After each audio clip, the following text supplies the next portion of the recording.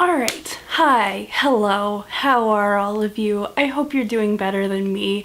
I had makeup struggles today. I used a new Kat Von D lipstick and I was really frustrated with it because usually I can trust Kat to give me lipstick that looks really good. And this one, it's one of her new ones and I was really excited, and then I put it on and it was really streaky and patchy and I had to put on 3 layers and it was still like drying really patchy, so I finally just put this gloss over top of it because I couldn't even deal with it. Hi, I have opinions about like makeup products and stuff, and I could very easily put up some like makeup and or like beauty YouTube type videos if I wanted to. If you guys wanted me to, I might do that in the future. I don't know, it's a possibility. I've been thinking about it. I've been thinking about doing other videos on this channel that aren't just strictly related to bad romance novels. I don't know. What I do know is that reading this book is not gonna help my mood at all, but you know, this is what I signed up for, so let's do it. We're on chapter 15. Oh yeah, Anna's crying in the bathroom because the day was kind of a hot fucking mess. Cool. Okay, so the chapter so far, Christian finds Anna crying in the bathroom. He comforts her, takes her to bed, they fall asleep. She wakes up in the middle of the night to go and get a drink. She comes back to the bedroom and Christian's having a nightmare. Anna wakes him up and he's like, oh, thank God you're here, you didn't leave. Exactly. And they're kind of like, they start kissing, blah, blah, blah. It's moving towards sex, but then everything that Christian said about like his whole whatever complex about his mom, Anna remembers all that and she's like, oh, okay, I don't think I can do this right now. I think I need more time to like think and process this. And so she tries to stop him and he's totally ignoring her. He's just like, no, Anna, don't overthink this, I need you. And he keeps going, and then, I mean, of course, because it's this series, eventually Anna gives in, and I'm guessing they're about to have sex now. Point being, she said, no, stop. He said, no, I'm not going to stop. That's rape. Like, no matter what step of the process you're at, consent can be revoked at any point. At any point, anyone involved has the right to say no and to stop it. And that no needs to be respected, no matter what. Even if you're already turned on or whatever, doesn't fucking matter. Too bad. Deal with it. You need to stop. Oh my god. I feel like it's been a while since there's actually been like a sex scene, and so I kind of forgot how badly written these things are. Oh my god. Like, honestly, any piece of literature set after, oh, I don't know, Victorian times really can't get away with describing someone's genitals as their sex. Like, it's just not, I don't know, maybe that's just me, but it just, this is just, just no. I groan as he moves his fingers around inside me in that way, and I push my pelvis up to welcome his touch. Like, okay, first of all, he moves his fingers around inside me. Like, that is the least sexy image ever. Like, that just, to me, that just brings to mind someone who is completely incompetent at fingering someone and is just kind of like moving around kind of randomly, like, yeah, this is how you do the thing, right?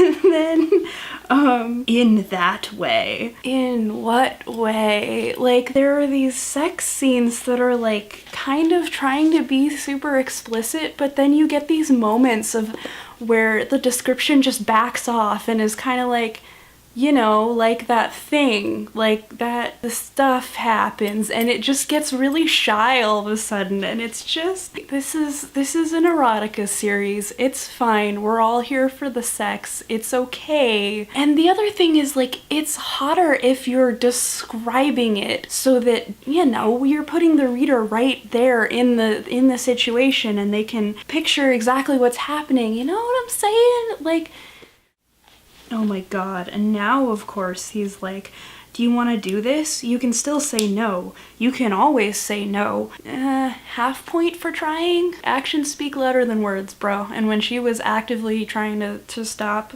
to bring things to a halt, you were not implying that she could say no. So... and more condoms being ripped open with teeth, which is bad. That can rip the condom. Don't do that. Steady, he says. You're going to unman me, Anna. This is just so bad. It's just so bad. Okay, so I'm trying to decide how to talk about this. So basically Anna's like, I don't think I'm gonna come because shit happened and I kind of just can't. Like, you know, she can't quite completely forget everything and just lose herself to it. And Christian, like, he kind of seems annoyed when he realizes that she's not gonna come. And it, like, turns into almost like this brief little argument. Like, he's like, let go, Anna.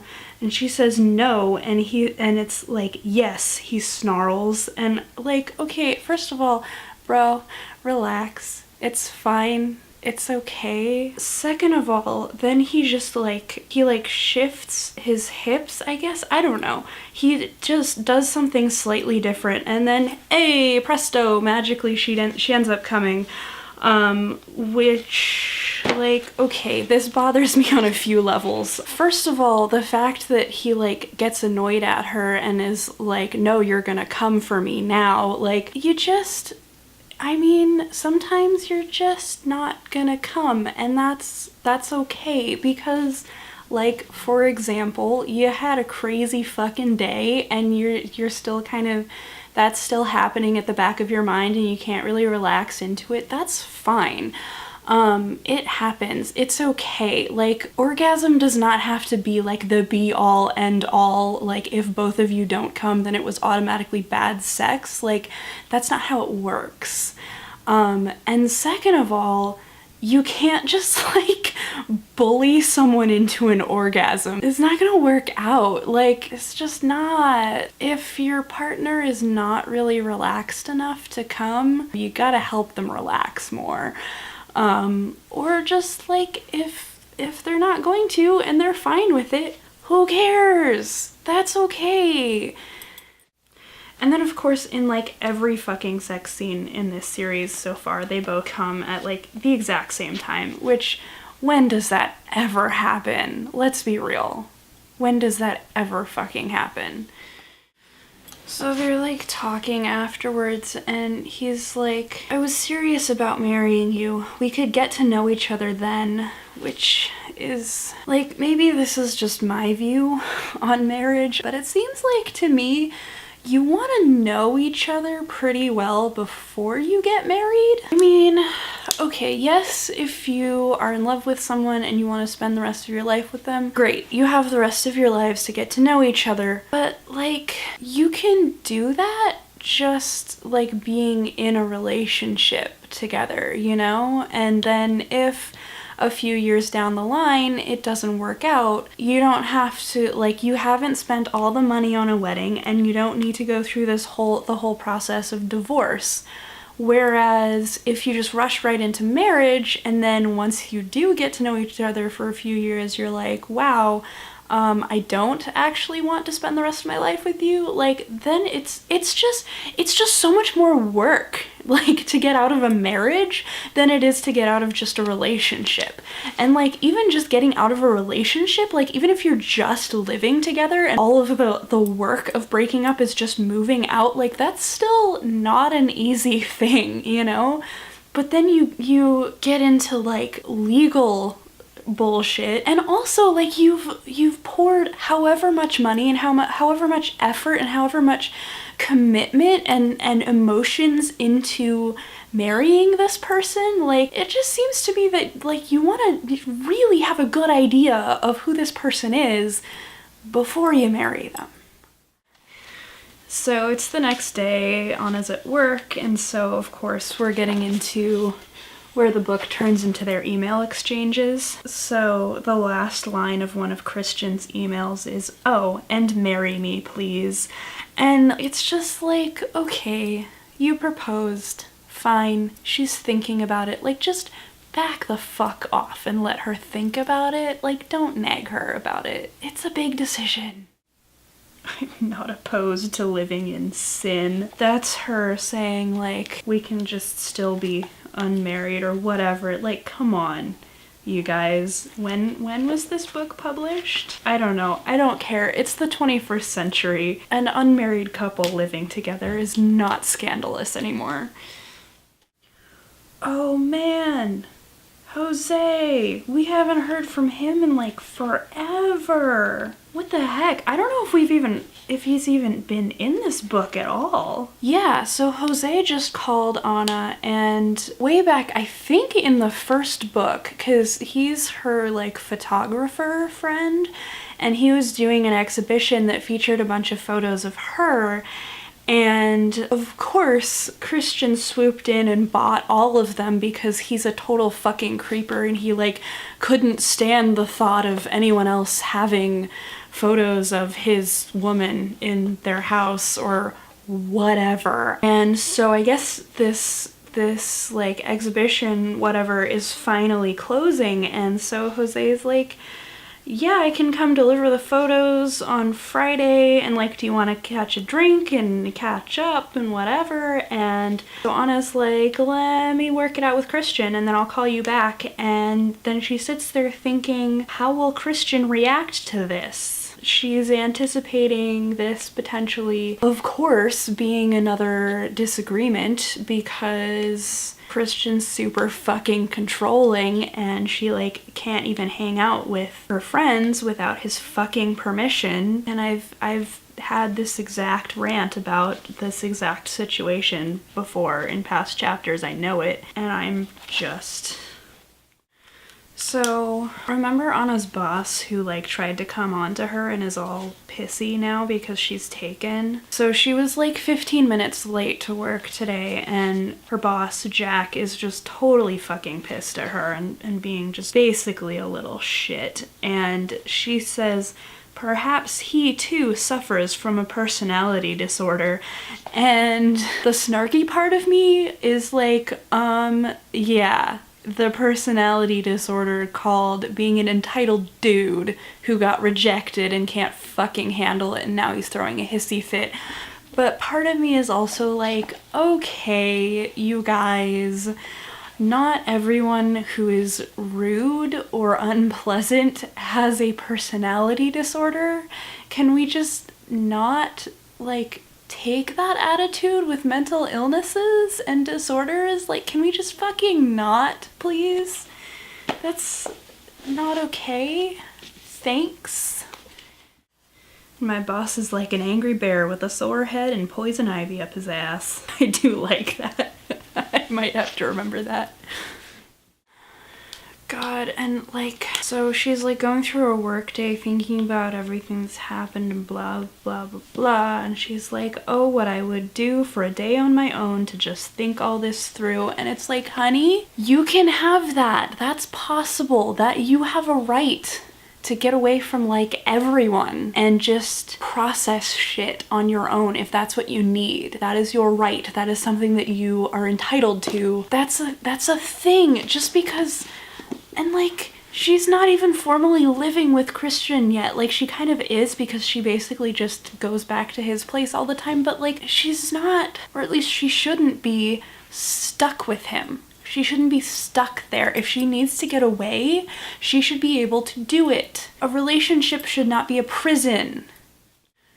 And now Christian's like just emailing her constantly, and because, you know, she got in late, she has shit to do, she's busy at work, living her life like a human being, and he's like, I haven't heard from you, please tell me you're okay, blah blah blah. It's like, bro, fucking relax. Like, you don't have to be in constant contact. Chill. Like, give her some fucking space. Let her live her life, for fuck's sake.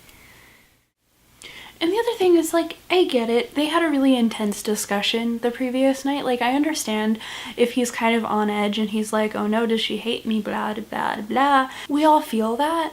But, like, once again, chill. it's okay. She doesn't have, like, she is under no obligation to fucking respond to your emails all the time when she is trying to do her goddamn job.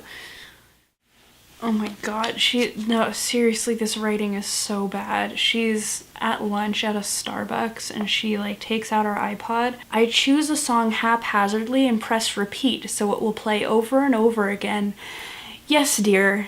I think we all know what the repeat button on your iPod does. Thanks. Oh my god, so Anna's sitting here like contemplating her relationship with Christian, and she's like, it's been an education knowing him. I've discovered more about myself in the last few weeks than ever before.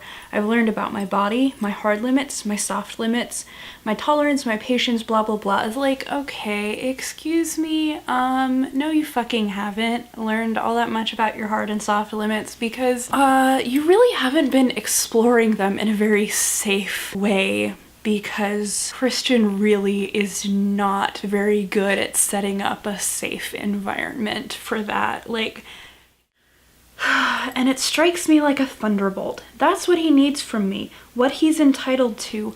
Unconditional love. No, he's not. If he's a dick to you, you don't have to keep loving him. He's not entitled to shit from you. No one in your life is ever entitled to your love. And I am saying this, like, this applies to friends, this applies to family, this applies to significant others. Anyone in your life who is being toxic to you, you have a right to just cut them the fuck off at any point. You don't owe them shit. You don't owe them love. You don't owe them forgiveness. That's bullshit. And this, okay, slight tangent, I hear this so much, like, oh, such and such was a dick to me. Oh, but they're family, you'll have to forgive them eventually. No, I don't subscribe to that. I think family can be as toxic as anyone else in your life, and you don't ever have to accept that from them. You don't ever have to go back to them or forgive them. You can cut them out for good. No matter what, no matter who it is, nobody is entitled to your love. It's just not. Oh, and the other thing is that now she's all like, he never got love from his family, so he needs me to love him, and that'll like redeem him and blah blah blah. And it's just that fucking stereotype of like, oh, he's such a jerk, but like my love and my womanly affection and the woman trying to tame the bad boy, or like trying to love him into being a better person. And like, sure, sometimes people who are jerks can kind of like meet the right person and have that like open their eyes and be like, wow, I actually am being a dick, maybe I should change that. Like, I'm not saying that never happens, but it's like, Anna, honey, you are straight up being abused. He is your abuser. Like, don't stick around and try to change him from the place of being a victim. Like, no, that's not gonna work out well for anyone involved. Like, get the fuck out of there. Like, every time I say something like, Anna, fucking dump his ass, he's abusive. If anyone out there watching is a survivor of abuse or knows someone who is a survivor of abuse and who stayed with their abuser, I don't want to feel like I am accusing you of anything or saying that you are weak or not a good person because you stayed with your abuser, because that's not the situation. That's not true at all. Like, I know there are so many reasons why someone might stay in an abusive situation, and that's fine. They are all valid reasons, and that's okay, and you are still strong and amazing. And if you are still in an abusive relationship right now, I wish you all the strength and love in the world, and I hope that someday you can get to a place where you are in a better spot and in a healthier relationship. And so anyway, I don't ever want to blame or accuse anyone for staying in an abusive relationship for any reason, but I am still saying that being not with Christian would be a better place for Anna to be than with Christian. So yeah, I don't know, I just wanted to clear that up. That's what I mean. I'm not trying to blame or accuse or anything. I love you all. Anyone who has ever suffered any form of abuse, I love you. You are strong. You are amazing. You're a wonderful person. I don't know. I love you. Okay, here's the other thing. She's like citing the fact that he gives to charities as evidence that like deep down he's a good person, which like, let me tell you right now, when you have disposable income, throwing money at a cause is like the easiest fucking thing in the world to do. Like, you can be a massive jerk and still be, especially as the CEO of this massive company, like you can be a total asshole and still be aware that like, yeah, on paper it looks better if you're giving to charity. That's like the easiest fucking PR move to make. So like, you can't look at that and use that as evidence that he's gonna be a good person in his personal life, you know what I'm saying? Like, you just look at his behaviors, look at how he treats you, honestly, and how he treats people in his life. I said earlier, actions speak louder than words. Actions also speak a hell of a lot louder than money, sometimes. Oh my god, and she's just like, he still needs to learn little things like empathy and to be less controlling, but that's okay. I wouldn't exactly call empathy and being controlling like little things, especially when he's fucking rich and powerful and can do things like be controlling by buying out the entire company that you fucking work for just because you work there. Like, that is a huge thing. That is a fucking huge thing. That's not something that can just be brushed aside in a relationship. Like, what the fuck?